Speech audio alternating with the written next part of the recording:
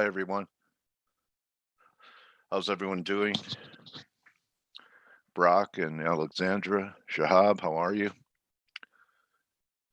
Hi, Jeffrey. Money. Eddie Money? You got 2 tickets to paradise? Hello, Kay. All right, so yesterday I was showing this throw over or overthrow in the S&Ps, and during the session, we got back underneath it, and then last night's session was not able to penetrate it again. So it looks a little vulnerable to me. Now, the RSI is saying one thing. What's the RSI telling me right here? The RSI is still a confirmed high up there, right? So, I've seen markets, sometimes top, and it depends what time frame you go to. You go to a shorter term time frame. You have them everywhere. So my RSI work is telling me to wait. I just want to point out new high is nearby good. I hope so. Doesn't look so great. And you know what area is turning out to be important here in S&Ps?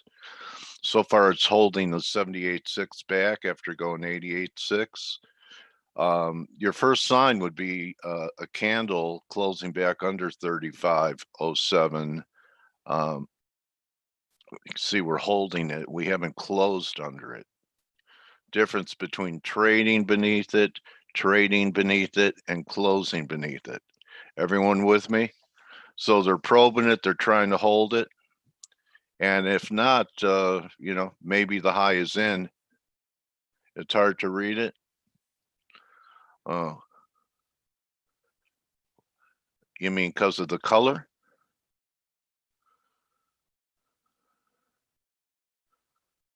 You're the first person that said that. Ping pong ball pattern. It's a T-Rex. Okay, we have a T-Rex pattern in the S&Ps. Underneath, right, Martin? Yeah. Okay. Oh, okay. You mean when I have my cursor there? Well, you don't need the exact reading. I'm just trying to demonstrate. You don't have to know that we had a confirmed high.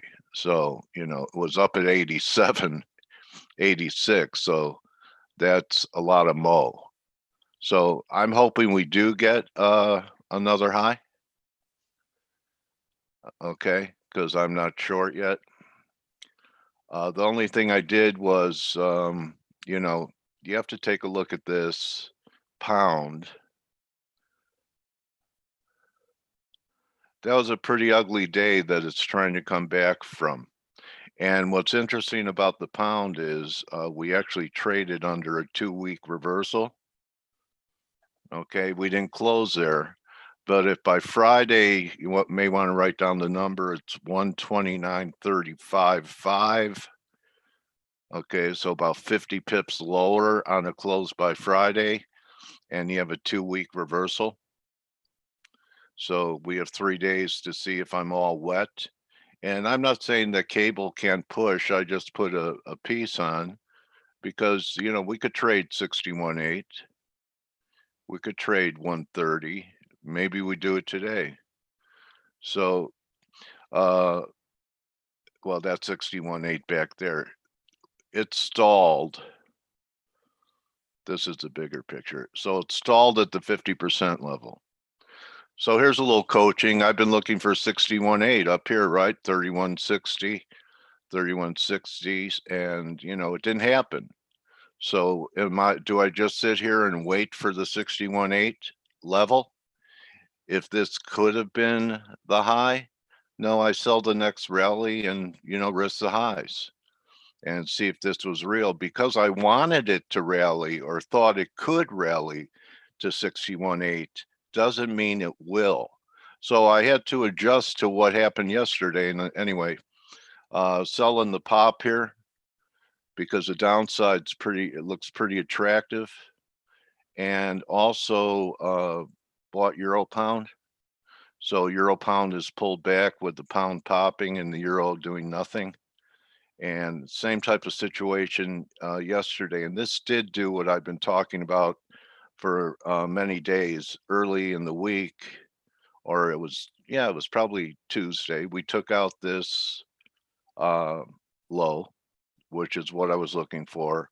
And we held above here and put in this nice day. So I guess the moment of truth is here.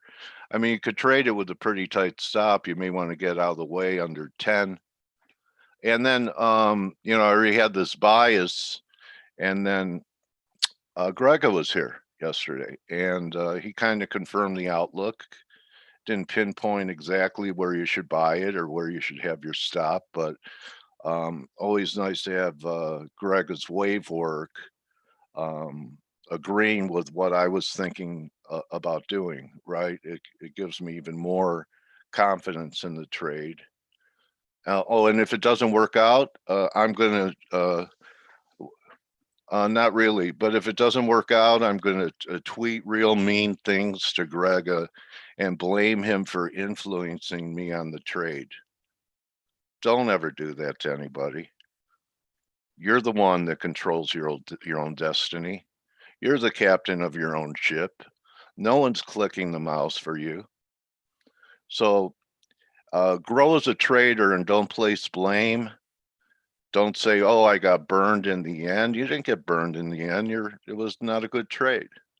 You're not getting burned. If you're getting burned, it's because it's a very difficult thing to do. And you're not good at it yet. It takes time, right? I mean, you're the captain of your own destiny. But, if you take your ship into the rocks, you're the captain, right? You find open seas, you're the captain. Anyway, so, that's what I'm seeing here today. What else is kind of a feature to me?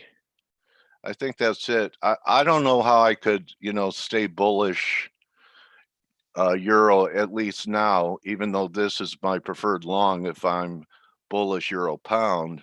But I mean, I think this was pretty damaging, don't you? And one caveat in the dollar when it comes to off numbers, and I don't think we got there to have a 2-week reversal in the dollar. By Friday, you need closes over 93.81. And so far, the high has been 60. I know the bears are looking at this as a great shorting opportunity. They could be right because here, my RSI work disagreed. I had no divergence.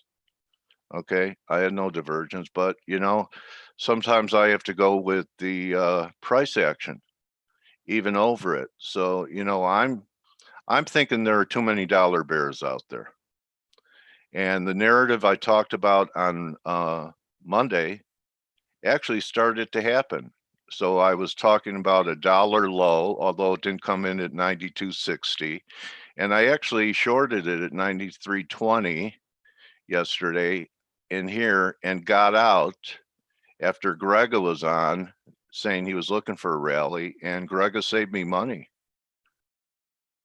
The wizard's pretty good, don't you think? Who likes the wizard? Do you know who it's not the Wizard of Oz, it's the Wizard of Waves. Anyway, but I got out of the way and it was a BE trade, and you know what? I consider that a winner. It doesn't show up on my P&L, but the fact I got out of the way and saved 30, 40 points definitely is as good as a winning trade sometimes, I don't have to come back from that hit. I'd like to see NASDAQ make one more run up here, but I have to say between the two, it's obvious. I mean, NASDAQ's pre-market up 44, LOSA, and S&P's up 120. But look at the RSI structure in NASDAQ. Here's NASDAQ, and here's S&P's. See how much weaker the RSI structure? They both have confirmed highs. But if by some chance, I think it was Amira said that new highs are coming, Okay, this I doubt will go over 7D. So, if we rally late into the week, I was reading Jim Welsh and he was talking about, what happened on Columbus Day was like that, option phenomena, right? So there's an option phenomenon with everyone buying, and they're not buying long term, they're not buying leaps. They're buying 2-week options.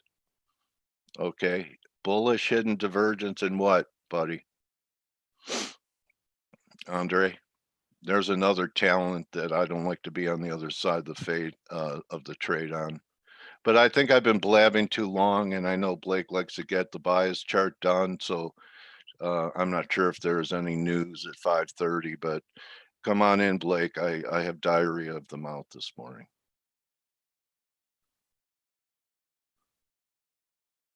Diarrhea at the mouth. Okay, so we do have producer prices coming out here in a bit. So figured good something morning. like that. Good morning, buddy. You were on a roll, man. I was just letting you go and go and go. All right, but I know you like to be ready for the news and I try to be, and I'd like to get some analysis done for sure. So let's go ahead and work on that. I actually pulled some of my cable. I was very frustrating overnight. The pound came under pressure, and you can see how it dropped through the 129 level, and it stopped my my pound yen out actually yesterday evening. But I had some short euro sterling and long pound Aussie. I just took that off just a little bit ago, and so it's frustrating because I knew I was on the right side, and then of course I got stopped out on a couple things, and on the pound yen, and then I made money on the euro sterling and the pound Aussie. But it's like it's frustrating because I know I feel that the right trade is long sterling. One of the problems with the cable right here, and you can see the pound's like right up against this 130 level. One of the issues with the sterling at these prices is that the market is extremely bullish. So everybody's expecting some sort of deal to get, to go through. And I was just reading the macro survey from Citi regarding, what fund managers are expecting and where they expect prices in 6 months and that type of thing. And, I guess I can just say the bottom line is everybody's expecting some sort of deal to get done. No hard Brexit. Most people are expecting some sort of skinny deal, which, where does that put the pound longer term? I don't know. Maybe that if we get some sort of deal that is a quote unquote skinny deal, that perhaps the pound rallies and then fails at some point. Maybe just rallies because a deal does get done. But I do also know positioning wise that the market's pretty long sterling. So it's choppy. I know we're up against some resistance here, and I'll look at the just like a quick fib from the highs yesterday. I guess we're right there at 61.8 now, buddy. Yeah, it comes in right at 130, right? So yeah, 97-ish. Yeah, and we might make it up to like 130.40. 78.6. Yeah, the 78%. So I'm gonna write that down. 130.40 is possible. This morning, I think what we should probably do near term is just kind of keep us in range. The inverted head and shoulder pattern could still play out, obviously, but that would have been more dependent on having some sort of news come out this week that a deal was getting done. But it seems like something's going to get done. We're just 2 months from now, between now and the end of the year is probably realistic. So support, we're just going to write down today's lows, or this 121, it's actually, or a 128.50 really is support should we get back down there. And I'm going to write that down. I mean, it's very, very messy at this point. Let's take the euro. Speaking of messy, the euro, we just made a brief new low, and you can see that this support actually is probably pretty important here intraday. And that's going to be 117 and a quarter. Okay, so I'm going to write that down. And resistance. I mean, the euro's trying to get a little leg up here. So resistance might be, and we can do a quick fib just like we did with the cable. Highs to lows, right? Resistance will probably be 117.90 ish. Yeah, 117.90 would be the 618. So I hate to do this to you guys, but we're going to be range bound all over the place. Aussie. We have Australian jobs data tonight, just FYI, in case you're not paying attention. The Aussie held this trend line support. I still think it's trading heavy. The 618 comes in at, and I'm going to mark that number down because remember, we're dealing with jobs data, and just in case the euro and sterling get a little bit of a lift here, we might be able to make it up towards 72.60. Support is going to be this trend line that comes in at 71. Let's just call it 71.45.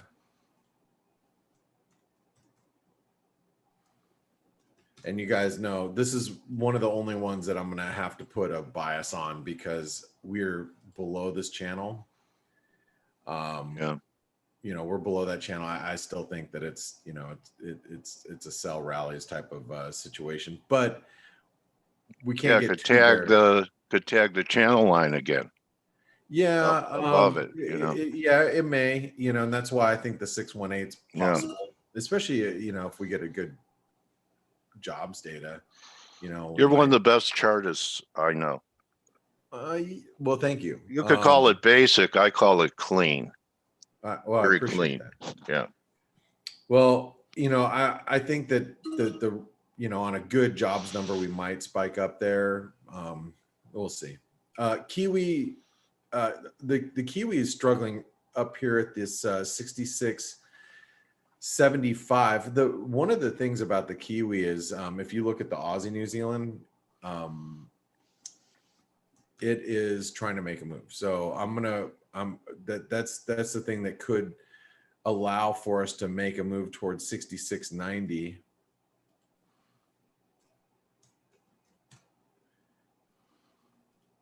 Is just if you look at some of the like the Aussie New Zealand squeeze that's happening right now. Support is going to be 66. Well, I'm going to write down here 66 and a quarter.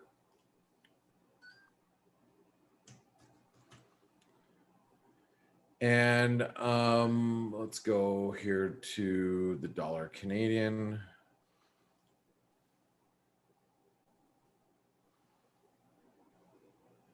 $31.60, and you know what, the dollar Canadian hasn't really been going anywhere. I mean, it's been, I still think that the risk is we can actually see this low first at the 78% retracement. So I'm going to write down 131.60 and 130.85. I still think that that's possible. Dollar Mexican peso, we are still struggling at the 21.50. Support comes in at 21.10 now, so it's all really easy because we are so range bound.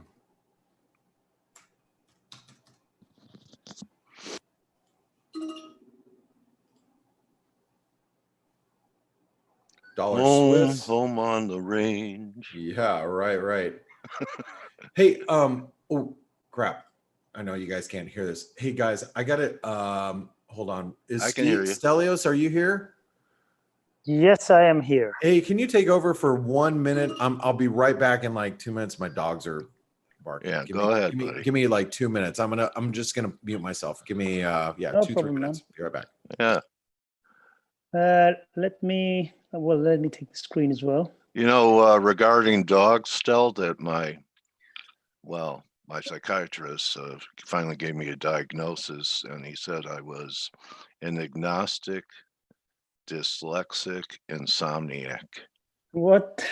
Yeah, yeah, and they have no medication for it. It's because I stay up all night wondering whether or not there's really a dog. That's funny. All right, That's anyway, funny. I'm on my it- lithium now. Go ahead.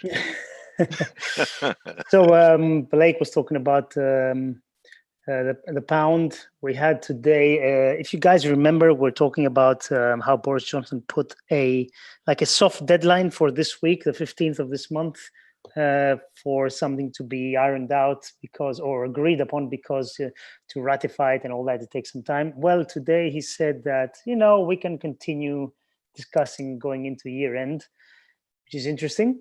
So the pound is getting a slight lift on that. But I don't really think this is changing what the market is thinking regarding a potential agreement or not. Because if you think about it, it's only been like 10 pips in euro pound after this happened. So I think the market still probably thinks that a deal will be made, but I don't think it's very far from a 50-50 chance. If you think about the path that the pound has taken since the referendum all those years ago. And I remain of the view that there will be some kind of an agreement, that they will do something. Is it going to be a good one or bad one? I don't care. Do you think it's going to be a skinny deal? Sorry about that. No and by the way, I have my dog. One of my dogs is like 13 years old. So if I don't adhere to cry, then I might have an accident. You know what I mean? Yeah. I think to answer your question, I think yes. I'm the same way. Yeah. We can throw depends on you though. We can't so much on my hairy dog. I think go ahead, to answer your question, I think what they're going to try and do is avoid the disaster. So they're going to do something and say, look, okay, we're agreeing on XYZ, and maybe even somehow, I don't know how legally can be done, but basically avoid this hard landing, we're crashing out of the EU with nothing in place. I think that's what they're going to try and do. And then they're going to somehow try to iron out some details. But because if you think about it, they're either going to agree or not. They will know by now, right? The fishing and all that, it's a yes or no thing. You either agree or you don't. It strikes me that they're leaving it so late. It's almost as if both sides are trying to prepare the ground for saying, look, we really tried. We did everything we can. We had our people's interest in mind always. And here's the best we could do, and give us something. Yeah. I think that's so.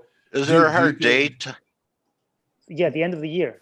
Yeah, okay. It's the end of the year, and that's why we're just saying that maybe it's a skinny deal at the end of the year that gets us over the line. But will that be positive for sterling, or is it bearish for sterling? I have a magnificent idea. Why don't they transit like the US-China deal and make it like phase 1, phase 2, phase 3? At some point, it's going to be done. What are you eating, bro? I mean, seriously, are you doing a webinar with as you're eating right now? So, sounds pretty. Good. That would be a first, actually, to have somebody like picking out as they're. That's being really comfortable. Yeah. Apparently. Two TOO. Yes. All right. Hey, you know what? I know we have a few minutes till we can continue this conversation, but let me get through some of this analysis. And Stelios, I want to thank you for holding down the fort really quick. Like I said, he was so nervous, Blake. I know. Obviously, before, Steve isn't. He's super comfortable. He can feed his face and talk on a webinar at the same time. All right, let's go back to the Swissy. So the Swissy. You'll notice that we hit a brief new high and then we reversed. Now this is the channel that we've been following. So I'm going to say that 9160 is resistance today.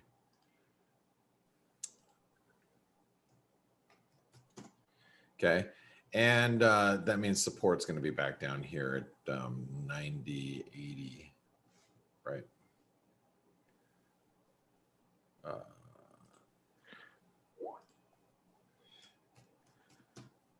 Okay, and let's go over to the dollar, U.S. dollar, Norwegian krona. Same type of thing here. We had a little bit of dollar strength, failure, rolled over. And it's really choppy. Actually, you want to know how choppy it is? Notice if you go to Forex Analytics, we have no patterns in play right now. That's how choppy it is in FX. It's just, it's kind of like we're waiting for something to happen. Anyway, US dollar, Norwegian krona.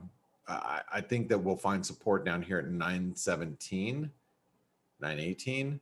Resistance today is 927, and you kind of got to just adhere to that.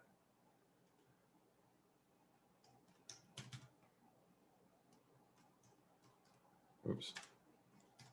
Is it 927, 920, 918, 918? Sorry. Okay, and then dollar yen. Well, here's the S&P. You know what? I'll just do the dollar yen first. I mean, we talked about this yesterday. It's, while we're above 106, soon as we came back below 105.80, that was like, okay, that's thought it was going to be a breakout, but it was a failed breakout. That trend line comes in just at those highs, which is 106, basically 106.15. Oops.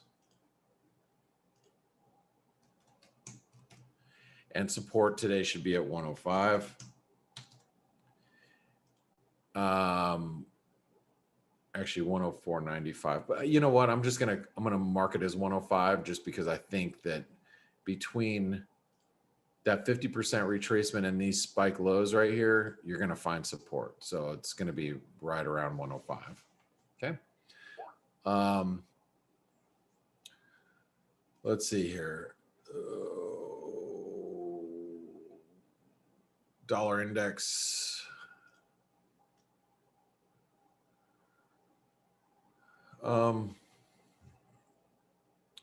Again, this is very similar to it looks like every other dollar pair actually.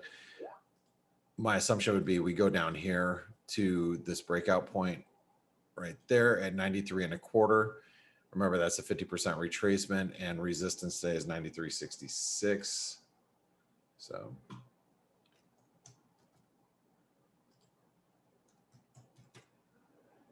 and gold and the S&P. So here's gold. Again, this is very similar to the dollar. False breakdown overnight, rally. We're probably going to stall somewhere around here. So 19. Hold on really quick. Let me just check something. 1913 is a 618. So I'll write that down.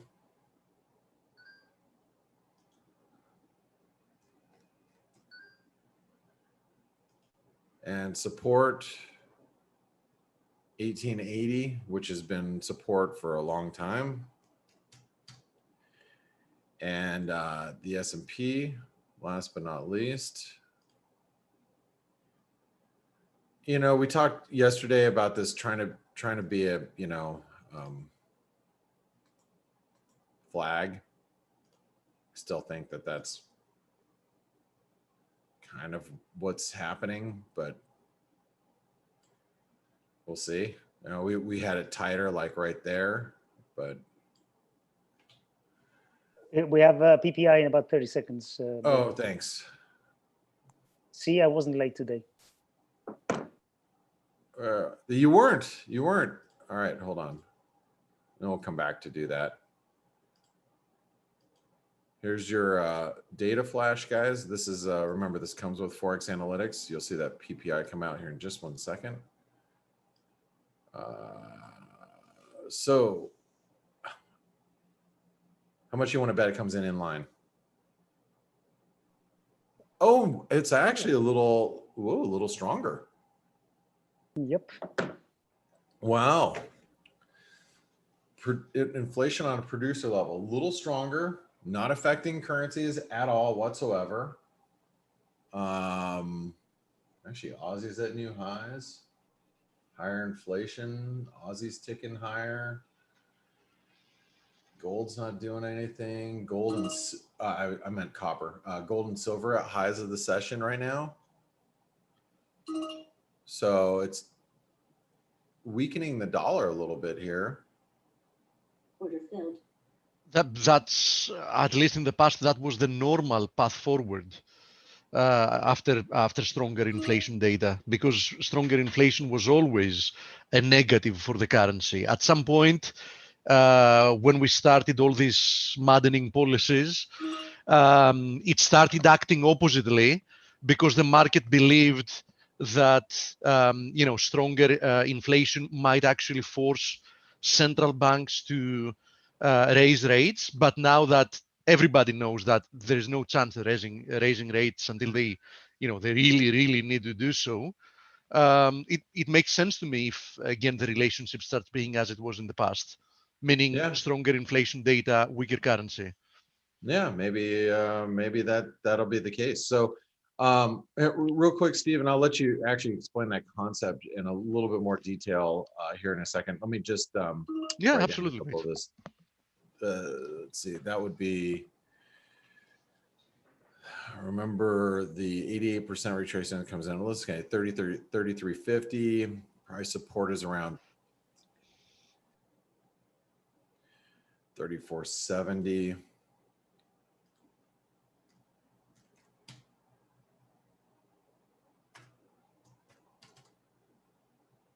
$3,500, and then this would be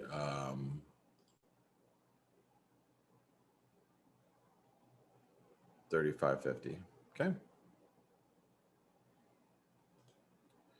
All right, guys, I'm gonna leave you, and here's your bias chart. And I want to say thank you everybody for tuning in today, as always. And well, that's it. Good luck today. It's just remember, things are really choppy here, so just be careful. Thanks, Blake. Thanks, All Blake. right, thanks guys. Have a great one, and You too, mate. yeah, we'll talk to you soon. Thank you. So still, during like the biggest crisis in decades, CPI at near 2%, which was the target until extremely recently, and PPI rising. So rate hikes. Yeah. Yeah. The problem, the problem is debt, and has been and will be, and that kind of handcuffs central banks and governments to what they can do. Yes. The only problem being with what you just said is that theoretically speaking, debt is not a problem. It isn't, it wasn't, and never has been part of their mandate. Debt is a problem to be solved by governments. It's a fiscal issue, not a monetary one. Yes. Then again, equities are not in their mandate, and somehow every time there's a pullback, they come out and say stuff. Yeah. Yeah. Anyway, what can we say? We've talked about this many times. Really, what to say? We discussed the UK and Brexit. Quite a big reaction higher, by the way, today. What? Quite a big reversal higher in the cable. Yeah. That's the chart I would start from, although Blake covers effects. But the interesting thing is it was up already before Johnson said, "Oh yeah, we're going to talk about it." I hope you're not implying that something leaked. We know that never happens, right? Never. But yeah, I mean, the pound is one of the few currencies that's moving today. Metals are actually bouncing back, but that's kind of to be expected. Silver was down like 4% yesterday, so it makes sense. Equities are flat. Really, we're just driving towards the US elections and the year end for the Brexit closure, and that's what's gonna. I think we're gonna be chopping sideways until then. Speaking of there's- which, let's have a look at the euro pound. Here it is actually. Euro pound, it keeps finding it very hard to crack through this channel. I have to admit that this move lower in the euro pound looks to me like, corrective. it's corrective to this prior move, and I really want to see another jump higher towards like 93 to 94, somewhere there. That would be nice. Let's see, by the way, we I can would see. too. Yeah. Speaking of which, this is like the third consecutive day now that we're testing the 61.8 of this move. So quite a nice support area if somebody really wants to buy it in the short term. Personally, I think if you want to buy the euro pound, you wait for a breakout from this. Where would you call it the breakout? You need a closing candle over what? 90.75. Thank you. 90.75, because it's now the confluence of this Yeah. horizontal support resistance area and also the channel. So I think a daily close above 90.75 should be good enough for at least like 200 to 300 pips of upside. Not bad. Yeah. Another benefit, not at all associated with the dollar. So, if you're really uncertain what you want to do with the dollar, there it is. Now, personally, I heard your introduction, Dale. A lot of dollar bears out there. I don't know how many there are, but you can definitely count me in them. I've been for quite some time, as you know very well. And I still don't see the thesis for a bullish bias here. Now, admittedly, with yesterday's candlestick, we got here a morning star formation on the daily chart. Here it is. Didn't quite get to 61.8. Yeah, so but I mean, the thesis is that we're going to put in a higher low and then have one more equality rally. This is my thesis, not the thesis. Nothing is impossible. But as long as we stay below 94, yeah. I really find no reason why I would want to be Right. long. So Yeah, I as agree simple with as you. 94 is very important. Yeah, so we have a pivot area above it. Yeah. You can be more bullish, although I would be cautiously bullish even then. Below it, I see no reason being bullish. So it's Yeah. for me it's as simple as that. And everything in between I consider noise. And the way I trade, meaning my time frames, You could be right.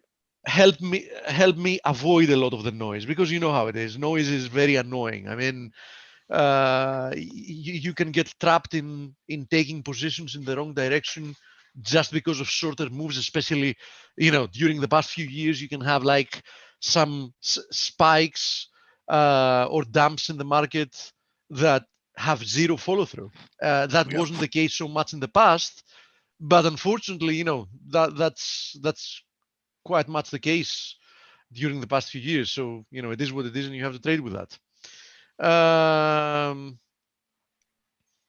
Let me open the chat, by the way, so we can have a look. Now, having to do with someone gold wants and to know silver, what you're yesterday when the dollar, what I'm reading, No, what you were eating. what do you mean? Someone wants to know what Some you were bread, eating. actually. Okay.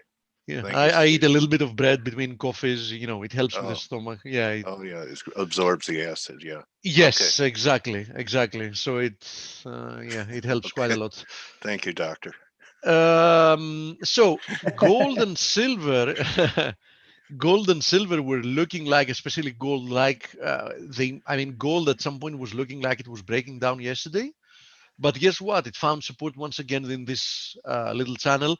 Now, I've said it before, and we had this discussion even with Gregor yesterday. I'm not certain if gold or silver have found a low. There is a chance they need to get one more push lower. What worries me with that is that I've seen very frequently people looking for one more low or one more high in strong uptrends or strong downtrends, and that never comes. Yeah, I'm like that. I fall into that sometimes. Yeah, so it kind of bothers me that the thesis that we're going to get one more low is becoming decently popular. Yeah. And despite looking at the chart and still thinking it's a very good possibility, something keeps bugging about me. I mean, I have that inner voice telling me, perhaps there isn't one more low. I guess we'll find out. And how are we going to find out? By keeping track of this channel. If we see like a vertical move that's going to bridge through the channel to the upside, I'm going to be more or less convinced that that's it, that we've seen the low. If on the other hand, we break through this channel, fine. I mean, even better, we're going to get most likely a test of the 1820 area, which I really like. In the case of silver, we might get a test of 21. That would be incredible if you ask me. And I'm definitely going to be a buyer. Now, having to do with natural gas, since it has become popular on the show, nice rejection from the 290 area once again. Personally, I do believe that it's very likely that we're going to find a higher low somewhere here, perhaps back testing this broken flag. And next time we're at 290, I think that we're not stopping there. Bears managed to make it hold once again. For every time they try to, I think it will become harder and harder because there is obvious momentum here, and there is obviously a lot of buying interest. So that's all I have to say here. Now, having to do with crude oil, the more crude Steve, can I interrupt very quickly? Now you're talking about oil. We have a friend, Chad, who's asking about oil stocks that you talked about a while ago. If you can have, yeah, 1 minute. I actually took a nice profit on my TOT long time ago. I had talked about it. Yeah, on the webinar. Actually, I think I had the sketch here. Yeah, there it is. And this is what I think about it. First of all, good thing I took profits there, because I expected one more leg higher, because A, B, C. And if you look at this price action, it really looks bad. It's quite amazing, because it doesn't seem to have any correlation with what's happening in crude prices. Yeah. That's probably bearish crude, and maybe once crude starts cracking, the acceleration of this decline slows up. Maybe it's already discounting that move to 32. Just isolating stocks, because trust me, the rest look more or less the same. If I had no idea what's happening with crude, I would really assume that crude is taking a bidding, which it isn't. Yet. Well, I just believe they can lead, Steve. That's all. Cheers. Yeah, usually it goes the other way around, usually. But yes, it can work this way as well. Now, having to do with crude, I have to tell you that after this move higher, this type of a consolidation like the one we see here, it doesn't really persuade me that crude is about to break down. Now, there is one bearish interpretation that somebody can make here, which is this, that the main way to think of it is like this. So we had one leg lower, now we have a consolidation, and there is one leg lower. Look at this channel. So it remains to be seen if this is a symmetrical triangle, in which case you should use the intermittent trend line resistance as your guide for a potential bullish breakout, or the second alternative, which is like this, one leg lower than this channel, and then we break down from this channel and produce one more move to the downside. It's not easy to trade here. Why isn't it easy to trade here? Because it holds up quite nicely for me to want to buy. For me to want to sell. But on the other hand, I haven't got the price I'm willing to buy it at. You know what I mean? So personally, no position for me here. I would more than love to be able to buy crude at 29, as I've said multiple times. So at 29, I'm a buyer unless, of course, it's getting destroyed on a daily basis. But at an orderly way down to 29, I'm a buyer. Until that happens, I'm just monitoring, nothing else.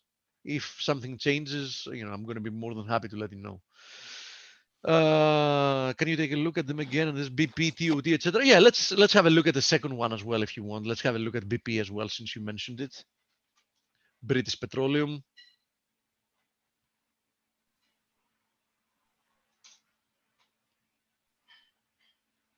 Is this it? No, it can't be.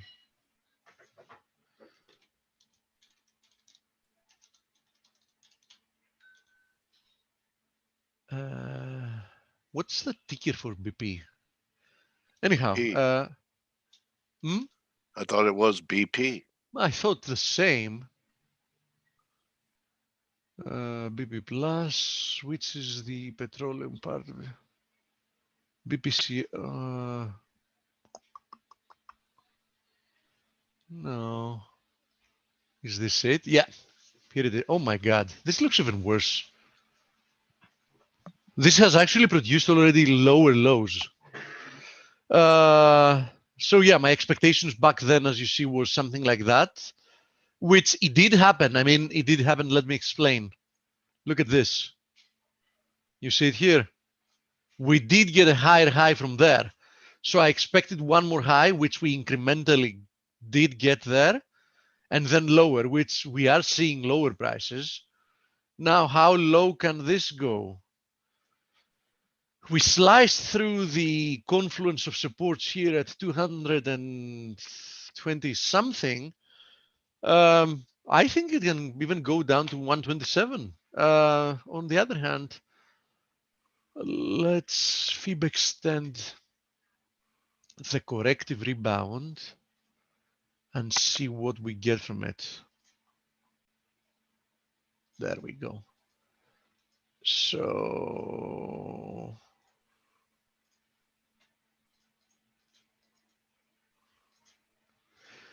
we have a confluence of supports at between 182 and 186. I think that's the next downside target in this case. There is a little bit of an attempt for an RSI divergence, but that on its own is definitely no signal, to be a buyer. This chart looks horrible. I mean, if I own some of this with proper leverage or whatever, I would probably have trouble sleeping at night. Can tell you that much. So in all honesty, don't try to catch the falling knife here.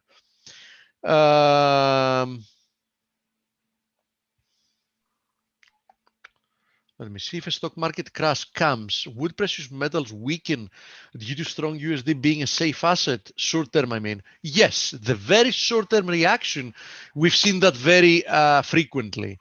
There is this mentality that there's always going to be somebody coming for the rescue. So you see a lot of people dumping stocks, dumping gold and anything that has to do with gold to cover margin calls or whatever, whenever there is a sell-off, and you see an initial reaction lower. Now, if there is a real crash, you can expect gold to actually accelerate higher after an eventual first reaction lower in sympathy to what is the usual. And sometimes the markets just react to something just because there is a leftover memory of what's happening. For example, everybody knows that it's extremely likely to have gold moving lower if you get a sharp move lower in stocks. So what happens is that even people that believe it's stupid for gold to move lower when the markets crash, they might think oh, the markets are crashing. Okay, let me sell gold here because I'll be able to buy it lower. So in essence, it becomes a little bit of a self-fulfilling prophecy. You know what I mean? Yeah. Let me see what else. There's somebody that was asking actually about, Alexander was asking about the Euro CAD and the pound CAD. I haven't traded them recently, but I do keep an eye on them on occasion. Last time I obviously had a look at this was when this was happening. I expected that we might have a move higher, but naturally we had a move lower. And let me explain why I say naturally. Because if you expect this formation to produce a move higher, you expect that once you break out, there's going to be momentum in this move. And then you get persuaded that actually this is a valid breakout and you can buy it. But when you have, such a formation and then you get this type of price action coming out of it, then you immediately know that something is up, because this is not the type of price action you expect in a breakout. So naturally, since this is the type of price action that followed, as it seems we're going to have one more move lower, but just look at the latest period from this chart. We did have an impulsive move higher, there's no question about it. But what has followed since is a series of moves that clearly have corrective characteristics. So in that context, I think there is no trade here that makes sense, if you're asking me. Now, somebody can say, yeah, isn't this a double top up there? The answer is that it isn't a double top unless we manage to break through like this area, in which case, something like that is going to be triggered. Okay, so as long as we're in between, what is it, 151 almost, and like 159.30, there is no reason to, talk about double tops or whatever else. As long as we are in this area, this whole thing might be a very ugly, choppy consolidation before producing another leg higher. So that's what I think about EuroCAD. So bottom line, my suggestion is stay away from it. If I don't see something that jumps on you, and once you want to trade something, I just, don't even consider trading it.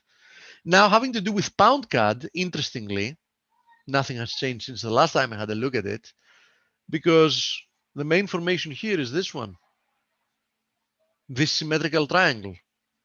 So in essence, pound CAD here confirms what EuroCAD told us. What did EuroCAD tell us? That there is no trade at the moment.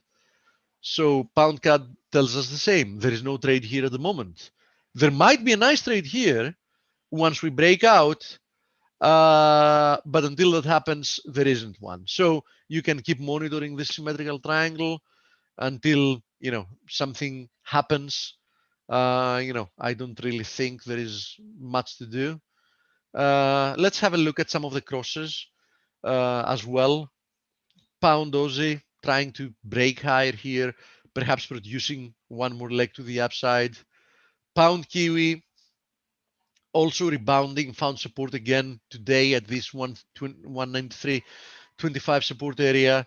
The big picture to consider here, and I've talked about that before, is this one.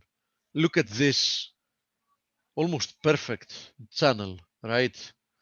So I do think that eventually there's going to be like a big, monstrous trade coming through this market, and my assumption is that it's probably going to be a short one once we at some point break through this channel to the downside. But until that happens, who knows what's going to happen here? I mean, we might see another attempt to move higher within this channel. So, the big picture really interests me here. I would want to sell. I would seriously want to sell a breakdown here for various reasons. First of all, I think it can have a huge follow through, and it's, these pairs, these cross currencies, have the tendency on occasion to move really fast. So you can really, even if you go in half position, you can end up making a lot of money on it. Second of all, there is even going to be some positive carry, I'm assuming, soon enough. So, you're not paying to hold it, you will be actually getting paid a little bit. Let me see what else we have. If I think Shell is in the same brand, is closing the gap from Monday. Okay, Shell, Royal Dutch, Royal Dutch Shell. Yeah, it looks exactly like BP. Right? You can see it here. I mean, a little bit less bearish because it had this dead cat bounce here, but the rest of the structure, it's exactly the same. Look at Nice. Petrobras, same kind of look. But I know someone like that's bearish a dollar, Steve, and they're pretty bullish Brazil, and Petrobras being a Brazilian oil share. Yeah, I know what it is. Yeah. It's a very big company. Same Speaking guy of which, that's also bullish the ruble with you. speaking of which, Dale, this is an amazing trade, if you ask me. Yeah, the highs are in. It looks like, man. I think so as well.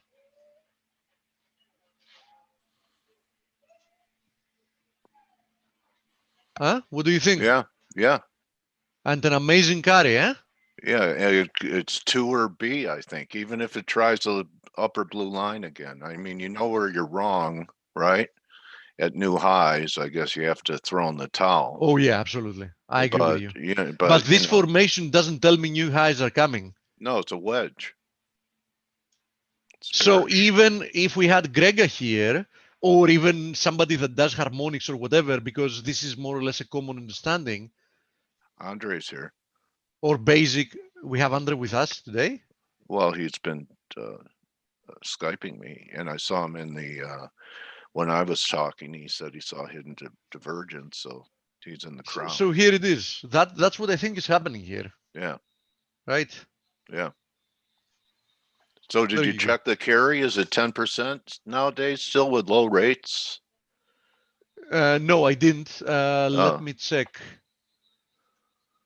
Where are the central banks?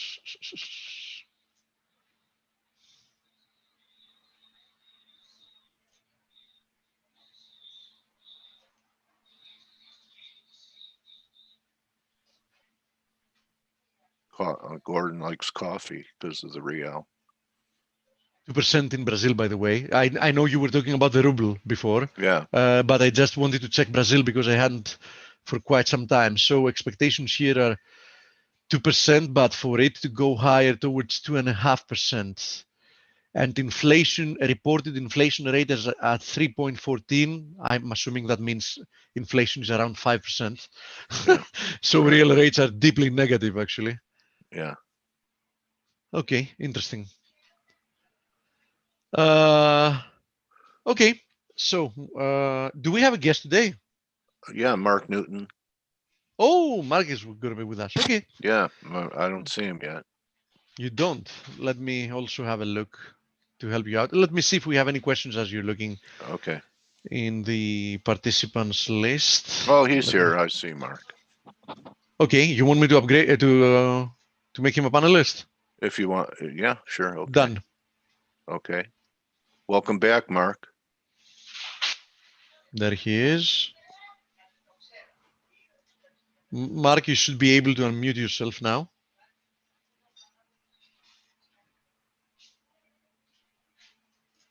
Welcome back, bro.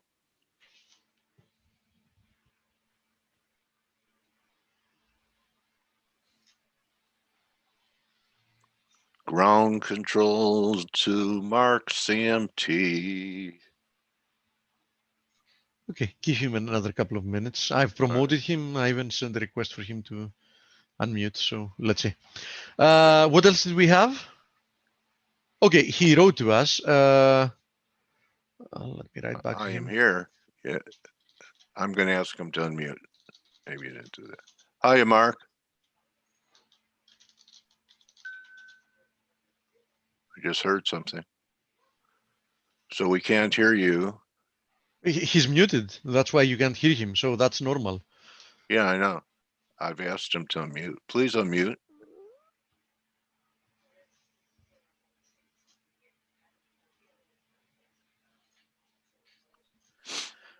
Okay, let's see.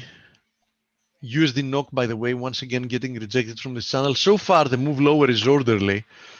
So that makes me believe that we might see another leg higher. We might. I'm not that convinced. I'm just giving you options and possibilities. And if you have a look at USD SEK, also the move lower is orderly.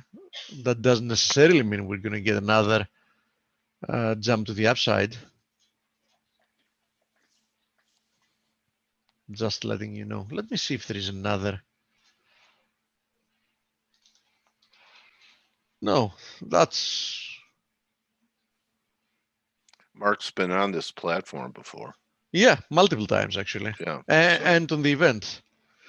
Somebody's asking for USD CAD. Listen, USD CAD is holding, yes, but in all actuality, looking at this pattern, do you really believe that being long is the way to go? I think it's extremely dangerous. Even the last 2.5 days, they look to me. If we go to a 4-hour chart, I'm sure it's going to be more clear. So let's go to the USD CAD on the 4-hour chart. Look at this. Yeah. I mean, this looks like a disaster about to happen to me, Yeah. right? Yeah. Once it mean, negated that breakout at 2.5, Yeah, that was after it. after such a strong move lower. Eve, hello There everyone. we go.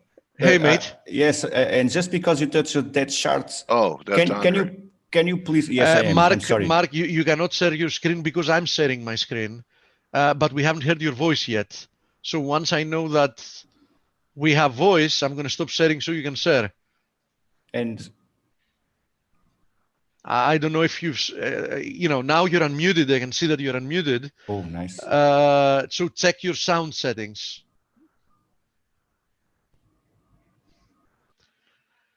What a producer you are, man.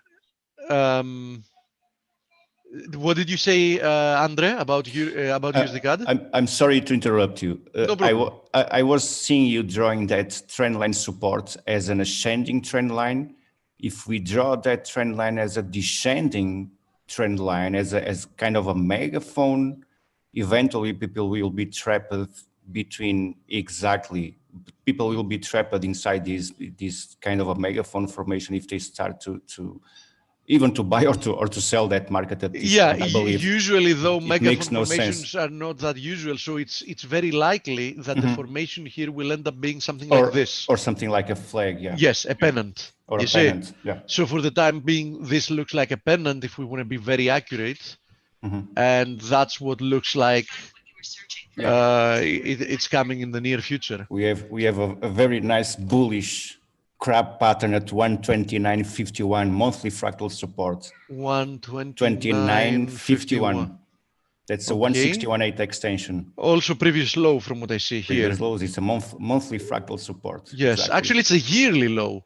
It's a yearly low, yeah, monthly fractal. I published that chart. We have that chart inside our platform. But let's see what will happen. By the way, just look at how crazy this year is and how manipulated stocks are. Yeah. We've let's had see what will happen there. And I'm sorry to interrupt you, Steve. I'm out. No, it's good. We've had always interrupt him so he knows what it's like. In many currencies, we've had this type of moves. Just look at this. I mean, we started the year in round trips. In USD CAD, we started the year below 130. Yes. We exploded higher to 146.60, whatever it was, almost 147. And we're, in my opinion, most likely a few days away from having completely erased all this move like it never happened. You know, Steve, that augurs to an elitician I know who claimed that all of FX is corrective compared to something like this S&Ps, where you have, more you have impulsive, but he was saying because of the battle and what central banks do, that for the most part, even when you see trends, that FX is mainly corrective. I have patterns. a counter argument to that. What? Meet my friend USD Turkish lira. Oh, okay. Yeah, that's maybe he meant the majors. Anyway, Imagine thinking that Yeah. once everybody thought this is a parabolic move, because back then it was a Oh. parabolic move. Look at this, right? Imagine Yeah. people thinking that, yeah, everything in FX is corrective. I mean, we had a move from like 115 Yeah. to 182. So, time to go back. And that person is currently looking at the USD Turkish lira at 8 Yeah. and still waiting for the round trip. I see it, Jane. So the reason we can't hear Mark is he dialed in. Okay, you dialed in. Let me He see. called. Okay, let me see then. How can I enable you to speak We've from tried there? with people, and I don't think we've ever been able to. Yeah, convert. he's actually right. No, actually, you know something? You now can. The problem is that we have two people that have dialed in. Mark, I need you to give me the last three numbers out loud, the last three numbers from the phone you dialed in from, so I can actually unmute you, because we have two phones that have called in. There it is. Okay, found you. Try it out now.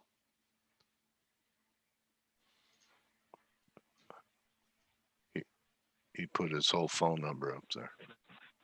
Yeah, but it's just panelists. Mark? Hi, everybody. Oh. Can you hear me now? Hey, yeah, we Yeah, can hear Mark. you. Perfect. Okay, now I'm Hey, going to stop buddy. sharing my screen, and you can also share your screen. Welcome back, bro. Wonderful. Thank you. Thank you. Yeah, good to be back. Great to join you guys again. Yeah, I'm very interested in what you're seeing on, the radar screen, the Mark Newton radar screen, incoming, outgoing. What should we be prepared for here? And I'm waiting for you to share your Yeah, screen. it's been a really interesting few months. I mean, I think a lot of us had expected we might get some fall volatility, and we did see that initially, and now we've snapped back. And Do you want the to real share your question screen, is, Mark? can we just? Oh, I thought I did. You cannot see it No, right now? Not yet. No, it's that green box. Yeah, sometimes I have an issue with this. Let me see. I'm sorry about that. It's okay. Anyway, I will. I'll All right, talk. Let me just continue okay. to try All right, to. I'll share mine. It's asking me to sign in. I thought I was in already because I Yeah, maybe saw that you could. Maybe it's because you called in, you can't share. So you just cover the markets, and I'll put the charts up. So here's the S&Ps. Yeah, that's fine. So bottom line is, I entered the month of really October with four main concerns. One is that technology had started to drop off and wane pretty dramatic. The second was that you started to see weekly momentum start to turn down, and a lot of that was based on the decline we saw in September. Sentiment has gradually started to get more and more bullish. I think most of us have been emboldened by a lot the prospects of stimulus and just a combination of the Treasury and the Fed, and thinking we're going to keep the rates low, indefinitely. But I think, we saw institutional sentiment get very bullish, and all of a sudden, individual sentiment is starting to get there as well. We're starting to put to call ratios. So that's always a concern from a bullish standpoint when you start to see very low levels of put to call, which is what we've seen. Aren't they they're down in the really low 40s. Aren't they really spec 2-week options that are being bought? It was part of the melt up that we had prior to the recent action, that a lot of Robinhood guys and huge call buying that forces market makers to ramp up stocks. Do you know anything about that? That's some of the commentary I'm hearing.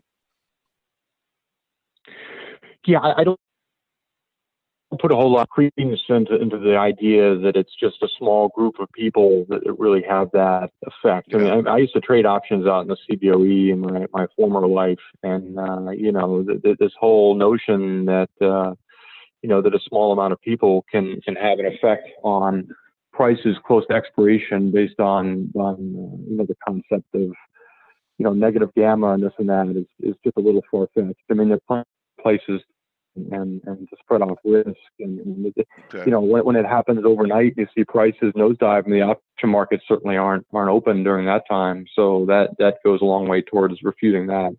Okay. So you were when talking you see a about large tech. amount of Yeah. You were in talking general, about I tech. think when you start to see a large amount of equity call buying, market makers, in general, that doesn't necessarily always have to cause, A rally. Yeah. what Strength. we saw in the June peaks. In other words, the level we're seeing now is equivalent to what we saw back in early June and also in early September, at least in my view. So, back then you didn't hear, that this was all that big of an issue. But Okay. So I have Apple in up any here, event, Mark, I have Apple up here. yes, If you can see my screen. yeah. So So, there's I think Go ahead, Mark. all of us would be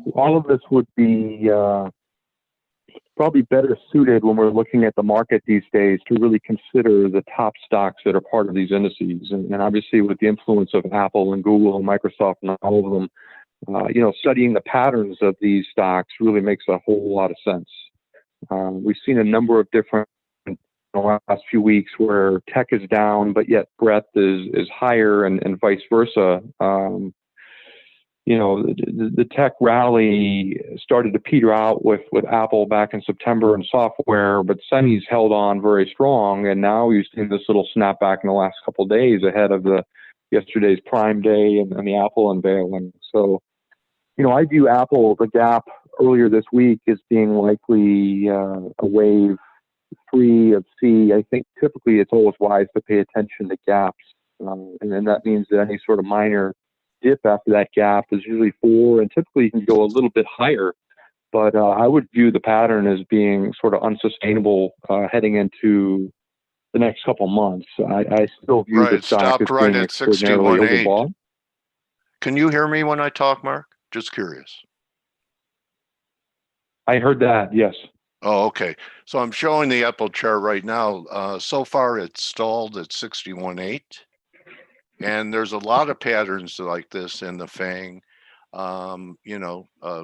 Maybe this is it. I mean, NASDAQ 100 retraced 88.6%, and then one-year leaders only 61.8. Same situation with Goog. Hasn't even reached 61.8. Amazon's a strength, right?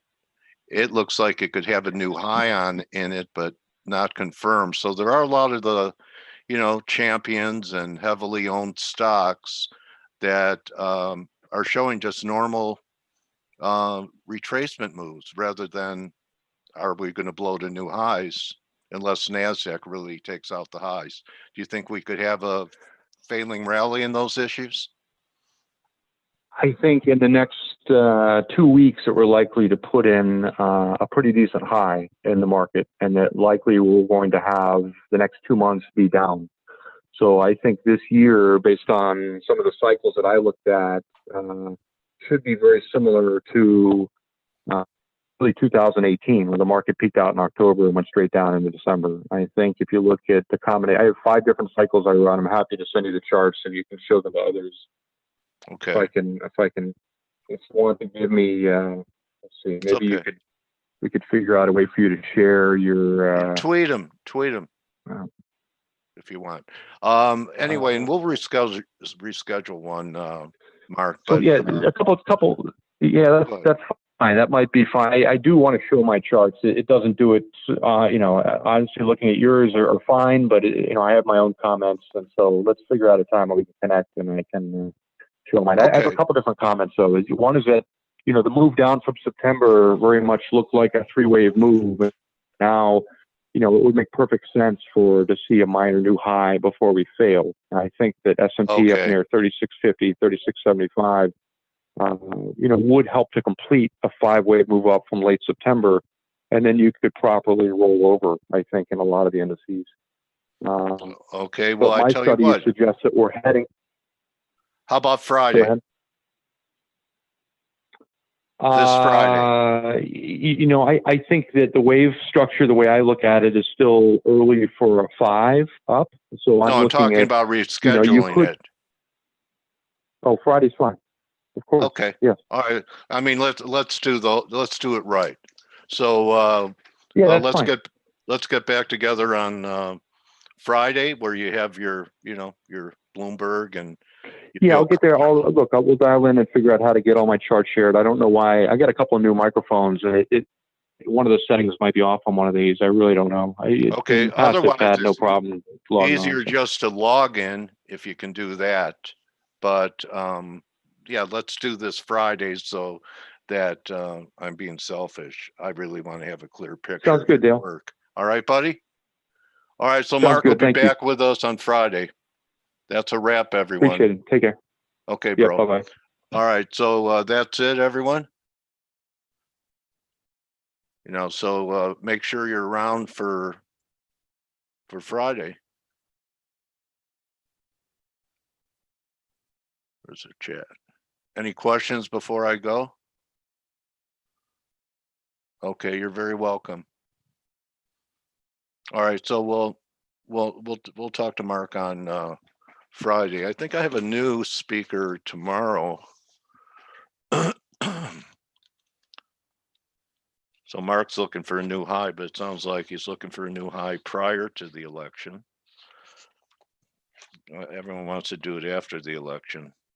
So I want to see what Mark's talking about. Maybe it'll help me time this thing a little better than I could do on my own. That's why we do this, So, yeah. Okay. Tomorrow we have George at Harmony Trader. Have you guys ever heard of him? Okay, so tomorrow we'll have George, and Mark will be with us with his complete outlook on Friday. All right. I'm a TV guy. All right. I want you guys to, see what Mark's saying. He is a, top tactician. He's very good. Okay, so see everyone in chat. Good luck today. Oh, I'm glad you like that, Sanse. I think God had one of his best days when he created dogs, right? It kind of shows us how he loves us. They're always happy to see us, right? Okay. I'll see everyone tomorrow. Take it easy. Good luck today, guys. See you, Mr. Black, Johnny Cash.